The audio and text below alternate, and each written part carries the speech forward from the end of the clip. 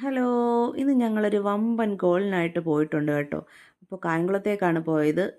ആദ്യം തന്നെ നിങ്ങൾക്ക് മനസ്സിലായി കാണും എന്തിനാ പോകുന്നതെന്ന്. ഒരു ഫോൺ എടുക്കാൻ വേണ്ടി പോയതാണ്. നമ്മളുടെ ഫോണിന് വേണ്ടത്ര ക്ലാരിറ്റി ഇല്ല എന്നുള്ള ഒരുപാട് കംപ്ലൈൻറ്റ് നമുക്ക് കിട്ടി.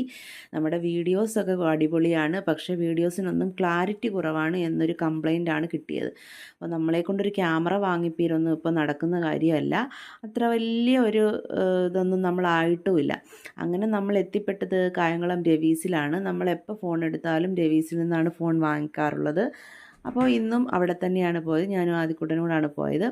അവിടെ ചെന്ന് ഞങ്ങളിങ്ങനെ ഫോണൊക്കെ നോക്കി എടുത്തു.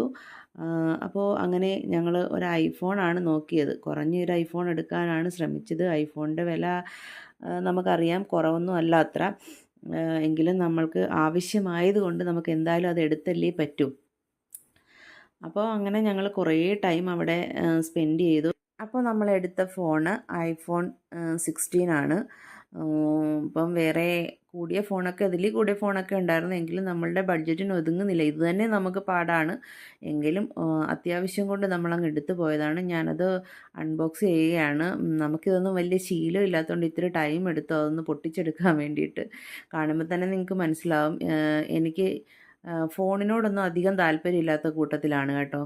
കാരണം ഞാൻ എപ്പോൾ ഫോൺ യൂസ് ചെയ്താലും എനിക്ക് സൂക്ഷിക്കാൻ അറിയത്തില്ല എന്നുള്ളതാണ് എൻ്റെ പ്രശ്നം. അതായത് ഞാൻ കേക്ക് ചെയ്യുമ്പോൾ അതിനകത്തിട്ട് കുഴയ്ക്കും, തുണി തയ്ക്കുമ്പോൾ അവിടെ ഇടും, അവിടെ ഇവിടെ അവിടെ ഇവിടെയൊക്കെ ഇട്ടിങ്ങനെ നശിപ്പിക്കുന്ന കൂട്ടത്തിലാണ്. അപ്പോൾ എനിക്ക് ഈ ഐഫോൺ എടുക്കുന്നതിനോടൊരു വലിയ താല്പര്യമില്ലായിരുന്നു. കാരണം പേടി കൊണ്ടാണ്. കാരണം ഇത്രയും രൂപ മുടക്കി നമ്മൾ ഫോൺ വാങ്ങിച്ചാൽ അത് അതുപോലെ സൂക്ഷിക്കേണ്ടതായിട്ടുണ്ടെന്നുള്ളത് കൊണ്ടാണ് പേടിച്ചെടുക്കാതിരുന്നത്. എന്തായാലും ആദ്യയുടെ ഫുൾ സപ്പോർട്ട് കൊണ്ടിട്ട് നമ്മളത് എടുത്തിട്ടുണ്ട്. എങ്കിലും എൻ്റെ മുഖം അത്ര തെളിഞ്ഞിട്ടില്ല. കാരണം പൈസ അത്ര ആയല്ലോ എന്നുള്ളൊരു വിഷമം. പിന്നെ നമുക്കിത് ഏൺ ചെയ്തെടുക്കണം എന്നൊരു വിശ്വാസം മനസ്സിലുള്ളതുകൊണ്ട് ഞാൻ വലിയ വിഷമം ഒന്നും കാണിച്ചില്ല, എങ്കിലും വിഷമം ഉണ്ടായിരുന്നു. അപ്പോൾ ഞാനിത് അൺബോക്സിങ് ചെയ്തപ്പോഴത്തേക്കുള്ള എൻ്റെ ആ ഒരു എക്സ്പ്രഷനൊക്കെ നിങ്ങൾ ശ്രദ്ധിക്കുന്നുണ്ടോ? ഫിനാൻഷ്യലി നമ്മളുടെ കയ്യിൽ നിന്ന് പൈസ പോയതിൻ്റെ ആ ഒരു സങ്കടമുണ്ട് മുഖത്ത്.